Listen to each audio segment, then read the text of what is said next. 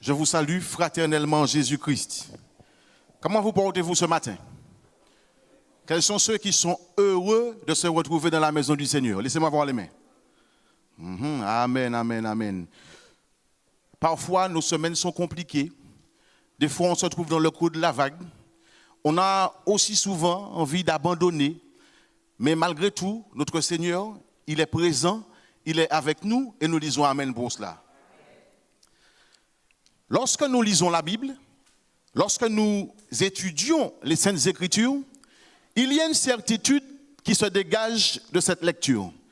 Il y a une certitude qui doit forcément se dégager de cette étude. Parce qu'on réalise que nous avons affaire à un Dieu qui n'abandonne pas son peuple. Vous n'avez pas entendu cela. Je dis qu'on prend conscience que nous avons affaire à un Dieu qui n'abandonne pas son peuple.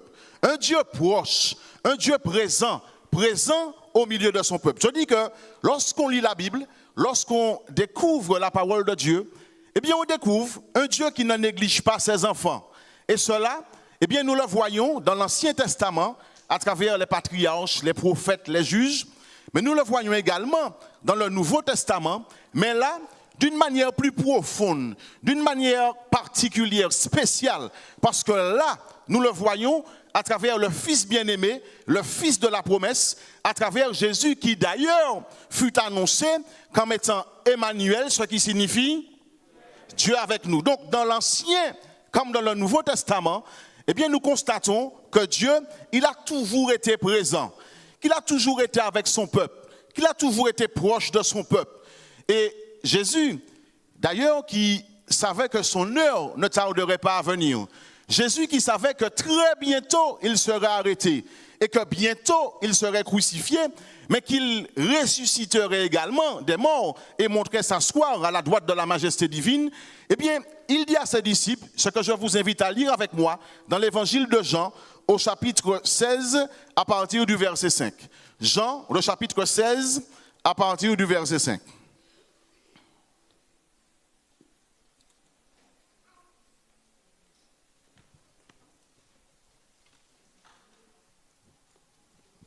Jean, le chapitre 16, à partir du verset 5. Est-ce que nous l'avons trouvé? Si nous l'avons trouvé, disons amen pour cela. Alors, maintenant, je m'en vais vers celui qui m'a... Alors, vous n'êtes pas avec moi. Maintenant, je m'en vais vers celui qui m'a... Et aucun de vous ne me demande où va... Mais parce que je vous ai dit ces choses, la tristesse a rempli votre... Cependant, je vous dis la vérité, il vous est avantageux que je m'en aille, car si je ne m'en vais pas, le consolateur ne viendra pas vers vous, mais si je m'en vais, je vous l'enverrai, et quand il sera venu, il convaincra le monde en ce qui concerne le péché, la justice et le jugement. Arrêtons-nous là. Alors, ici, nous voyons que Jésus, il s'entretient avec les disciples, oui ou non? Ok, et il leur dit, bientôt vous ne me verrez plus. Bientôt, je ne serai plus parmi vous. Bientôt, je ne serai plus physiquement avec vous. Parce que je m'en irai, je laisserai la terre. J'irai vers mon Père. J'irai vers votre Père. Néanmoins, il est avantageux pour vous que je m'en aille. C'est une bonne chose pour vous que je parte parce que j'irai vers mon Père, vers votre Père, et là, je lui montrerai mes mains ensanglantées, je lui montrerai mes pieds percés, je plaiderai pour vous, j'intercéderai pour vous, et là-haut, je recevrai vos requêtes, je recevrai vos prières. Oui, bientôt je m'en irai, bientôt je partirai, mais sachez une chose, bien que je partirai, bien que je m'en irai, vous ne serez pas abandonnés, vous ne serez pas négligés. Vous ne serez pas seul, non, vous ne serez pas livré à vous-même. Bientôt je partirai, bientôt je laisserai la terre, oui, mais vous ne serez pas orphelins parce que je vous enverrai un représentant, je vous enverrai quelqu'un, je vous enverrai un être tout aussi puissant que moi, je vous enverrai le Saint-Esprit, l'Esprit de vérité, et c'est lui qui sera avec vous, c'est lui qui vous accompagnera, c'est lui qui vous conduira dans toute la vérité. Et il fera quoi? Il vous rappellera les choses choses que je vous ai enseignées. Il vous parlera de ma part. Il continuera le travail commencé avec vous. Il vous enseignera les choses que vous ne pouvez comprendre aujourd'hui. Oui, il parlera de ma part. Parce que lui et moi, nous formons, et lui et moi, nous partageons le même langue. Nous partageons également la même vie. Oui, bientôt je partirai, bientôt je m'en irai. J'irai voir mon Père, mais vous ne serez pas seul, vous ne serez pas orphelins, parce que je vous enverrai le Saint-Esprit. Et donc, j'aimerais vous dire, chers collègues, vous qui êtes présents dans l'Assemblée, vous qui nous suivez à travers le net, j'aimerais vous dire, vous n'êtes pas seuls, chers collègues, vous n'êtes pas seuls au sein de votre ministère. Non, vous avez quelqu'un à vos côtés, pas n'importe qui, vous avez le Saint-Esprit. Et lui, eh bien, il saura vous inspirer, il saura vous accorder la sagesse, l'intelligence, vous équiper afin que vous puissiez avoir un ministère fécond et préparer la multitude pour rencontrer le roi des rois. Oh, permettez-moi de vous dire que s'il est vrai que Jésus, il n'est plus physiquement parmi nous, s'il est vrai que Jésus, il est monté au ciel, qu'il est assis à la droite de la majesté divine, il est également vrai qu'il ne nous a pas abandonnés.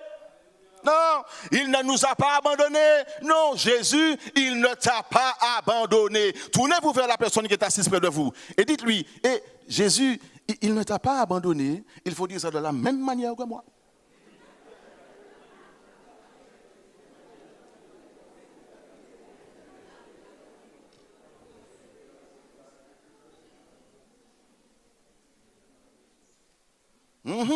Jésus, il ne t'a pas abandonné, non, il ne t'a pas abandonné aux problèmes que tu rencontres au sein de ton foyer, il ne t'a pas abandonné aux problèmes financiers, à tes problèmes de santé, tu n'es pas seul, non, il ne t'a pas abandonné malgré les difficultés que tu rencontres en ce moment, non, il ne t'a pas abandonné, mais Jésus te dit, je sais par quelle épreuve tu passes en ce moment, je sais que c'est difficile, je sais qu'en ce moment, tu passes par de nombreuses péripéties. Vous savez, on pense toujours que lorsqu'on est dans l'évangile, lorsqu'on est ministre de l'évangile, eh bien, tout va bien. Que les pasteurs, nous n'avons pas de difficultés, nous n'avons pas de problèmes, tout le bagage a marché. Hein? Mais nous avons nos moments de pleurs également. Nous avons nos moments de souffrance également. Nous avons également nos moments de solitude et nous avons besoin d'être réconfortés. Amen. Nous passons toute l'année à écouter, oui ou non. Mais des fois, on ne trouve personne pour pouvoir parler. Mais j'aimerais vous dire, vous n'êtes pas seul, non, parce que le Saint-Esprit, il est avec vous. Oh, Jésus te dit, je sais que tu as l'impression d'être seul face à toutes tes difficultés, seul face à tous tes problèmes, seul au milieu de la tempête, seul pour gérer les communautés, seul pour être à l'école et servir la communauté, seul au milieu de la tempête, seul en plein désert. Mais sache qu'il ne t'a pas abandonné, tu n'es pas orphelin, parce qu'il t'a donné pour accomplir ce dernier voyage, pour effectuer ce dernier voyage. Il y a à tes côtés un puissant support, un puissant défenseur, un puissant protecteur, un puissant consolateur, un puissant soutien, un puissant ami, l'Esprit de vérité, le Saint-Esprit. Oui, c'est le Saint-Esprit qui nous a été donné pour que nous puissions accomplir ce dernier voyage. C'est lui qui nous a été donné pour que nous puissions effectuer cette ligne droite comme il le faut. C'est lui qui nous a été donné pour que malgré la tempête, malgré l'orage, malgré les turbulences, malgré les pannes de moteur, malgré le manque de carburant, que nous puissions tout de même atterrir à l'aéroport du ciel. C'est lui qui nous a été donné pour que nous soyons bénis par sa présence et que nous soyons des chrétiens victorieux. Donc nous voyons que Dieu, il n'a jamais abandonné son peuple. Il y avait les patriarches, les prophètes et Jésus. Et pour les temps de la fin, il y a Regardez avec moi ce qui est dit dans l'évangile de Jean, au chapitre 14, au verset 16 et 17. Jean, le chapitre 14, les versets 16 et 17. Jean, le chapitre 14,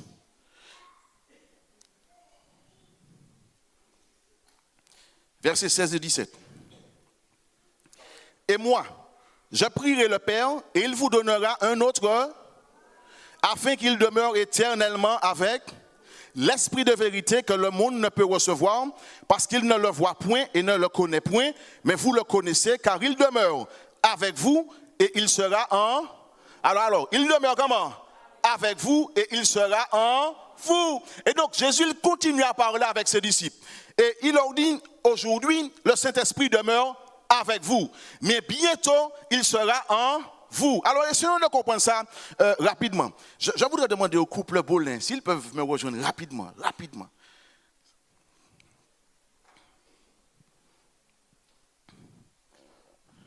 Nous sommes contents que vous ayez choisi d'être avec nous à travers le net. Que le Seigneur vous bénisse. Alors, faites-vous face comme le jour où vous êtes unis devant Dieu. Alors, je n'ai pas encore dit de faire ça. C'est pour ça que je l'ai choisi. J'ai senti déjà qu'il avait... Bon, alors, je voudrais que tu nous montres comment tu peux te rapprocher d'elle, mais le plus près possible, mais sans la toucher. Tu te débrouilles, hein? On ne peut rien faire pour toi. D'accord. Il est prêt, mais il est un peu sur les côtés. Bon, d'accord. C'est le plus proche que vous puissiez faire. Hein? D'accord. Donc, ils sont proches l'un de l'autre, oui ou non? Ils sont à côté, oui ou non? L'un de l'autre. Il dit, le Saint-Esprit sera avec vous. Lorsque le Saint-Esprit est avec nous, eh bien, effectivement, il nous parle, il nous dit, ne fais pas ainsi, fais ainsi. Et voici comment tu vas gérer telle problématique au sein de tes communautés. Comment tu vas gérer telle problématique au sein de ton ministère. Et il nous interpelle, il nous inspire, oui ou non? D'accord. Mais cela, il le fait en étant simplement à côté, oui ou non? À côté. Il n'est pas un, mais il est à côté. Mais si Jésus nous dit que le Saint-Esprit est à côté de vous, mais bientôt il sera en vous, c'est qu'on comprend qu'il y a beaucoup plus de bienfaits à avoir le Saint-Esprit en nous que simplement à côté de nous, oui ou non? Vous ne me dites pas oui ou non? Mais oui, s'il prend la peine de le dire, c'est qu'il y a beaucoup plus de bénéfices pour nous de pouvoir l'avoir Vincent. Pas à côté, mais en nous, oui ou non? Amen. Mais là, vous avez déjà laissé la position. Bon. Maintenant, si tu vous deviez nous montrer comment vous... Bon, ça ne va pas faire. Merci. On peut les applaudir, on peut les encourager. Il dit, il est avec vous, mais il sera en vous. Et donc nous comprenons que si nous voulons bénéficier pleinement du Saint-Esprit, qu'il est avantageux pour nous, non pas qu'il soit avec nous, non pas qu'il demeure près de nous, non pas qu'il soit à nos côtés, mais qu'il soit en nous, oui. Et si nous voulons effectuer ce dernier voyage avec succès, si nous voulons effectuer cette dernière ligne droite avec succès, si nous voulons être des chrétiens victorieux, si nous voulons assurer notre atterrissage, si nous voulons rester sauvés, eh bien, si nous voulons vraiment être comme Jésus, si nous voulons être abondamment bénis, si nous voulons être sages dans toutes nos décisions, oui, eh bien, nous avons besoin du Saint-Esprit, nous avons besoin de la présence du Saint-Esprit, nous avons besoin qu'il établisse sa demeure en nous. Alors la question pour nous ce matin, mais que faire pour que le Saint-Esprit ne soit pas simplement à côté, mais qu'il soit en... Regardez avec moi. Premièrement, dans le livre des Actes, au chapitre 1er.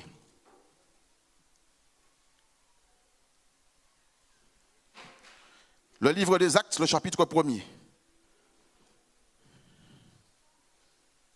Verset 6. Alors, les apôtres réunis lui demandèrent, « Seigneur, est-ce en ce temps que tu rétabliras le royaume d'Israël ?» Il leur répondit, « Ce n'est pas à vous de connaître les temps ou les moments que le Père a fixés de sa propre autorité, mais vous recevrez une puissance, le Saint-Esprit survenant sur vous, et vous serez mes témoins. » Où ça? À Jérusalem, dans toute la Judée, dans la Samarie, en Martinique et jusqu'aux extrémités de la terre. Ok, verset suivant. Après avoir dit cela, il fut élevé pendant qu'ils le regardaient, et une nuée les déroba à leurs yeux. Verset 12. Alors ils retournèrent à Jérusalem de la montagne appelée des Oliviers, qui est près de Jérusalem à la distance d'un chemin de sabbat. Quand ils furent arrivés, ils montèrent dans la chambre haute où ils se tenaient d'ordinaire. C'était Pierre, Jean, Jacques, André, Philippe, Thomas, Barthélemy, Matthieu, Jacques, Simon le Zélote et Jude, fils de Jacques. Tous, d'un commun accord, persévéraient dans les critiques. Nous n'avons pas la même version. dans la prière avec les femmes et Marie, mère de Jésus, et avec les frères de Jésus. Donc ici, qu'est-ce que nous voyons? Premièrement, eh bien que Jésus, il réitère la promesse de la venue du Saint-Esprit, oui ou non? Et les disciples, en attendant la manifestation, en attendant la réalisation de la promesse, la Bible dit qu'ils restèrent à Jérusalem. Oui ou non?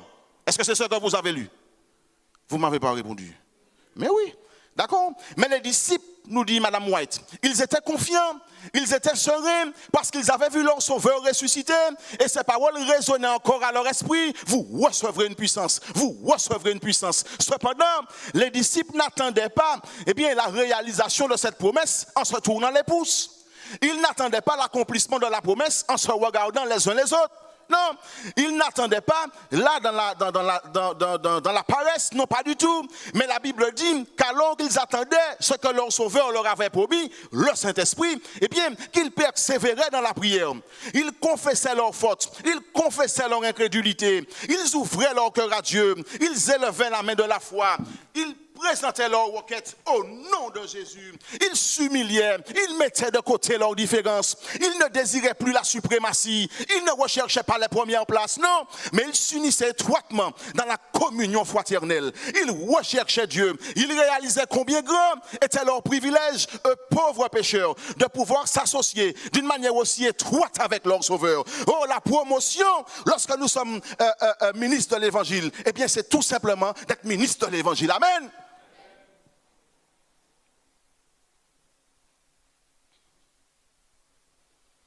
Ils réalisaient qu'ils étaient réellement, et ils ne perdaient pas leur temps dans des conversations futiles, mais ils se consacraient à chaque instant au Sauveur. Oh, si nous voulons que le Saint-Esprit établisse sa demeure en nous, si nous voulons que le Saint-Esprit habite en nous, si nous voulons posséder la puissance du Saint-Esprit, qui entre parenthèses ne se trouve pas tant dans la capacité à guérir des maladies, à faire des choses extraordinaires, mais dans le caractère de Jésus premièrement, il nous faut attendre la promesse dans un esprit qui favorise la venue du Saint-Esprit dans nos vies.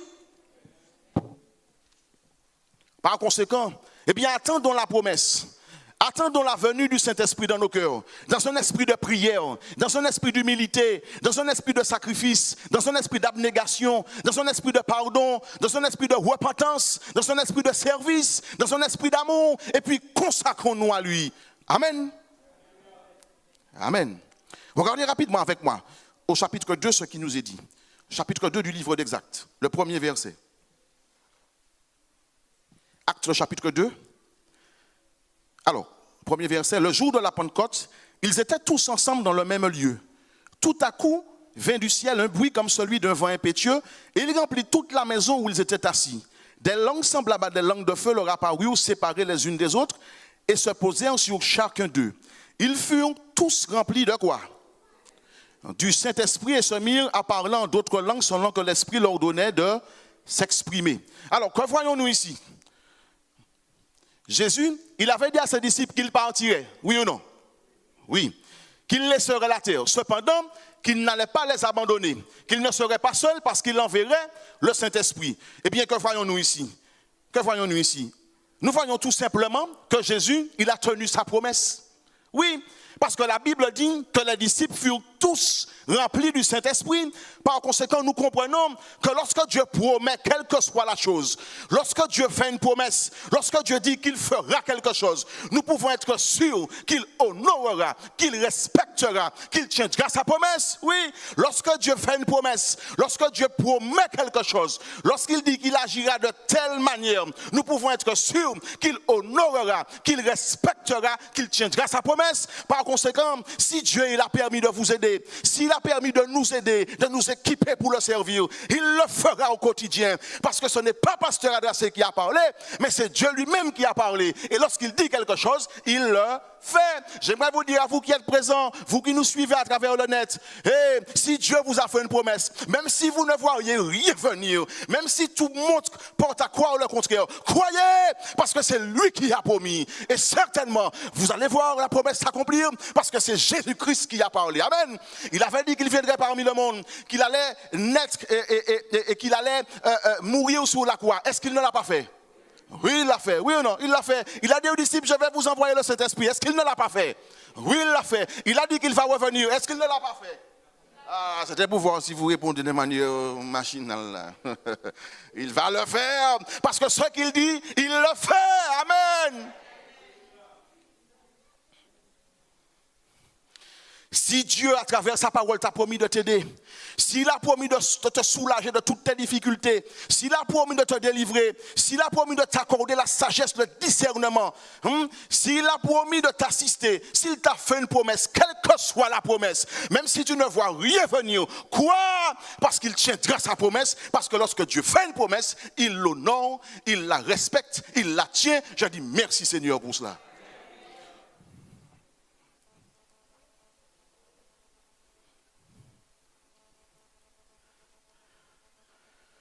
Le Seigneur, il voit lorsque nous souffrons.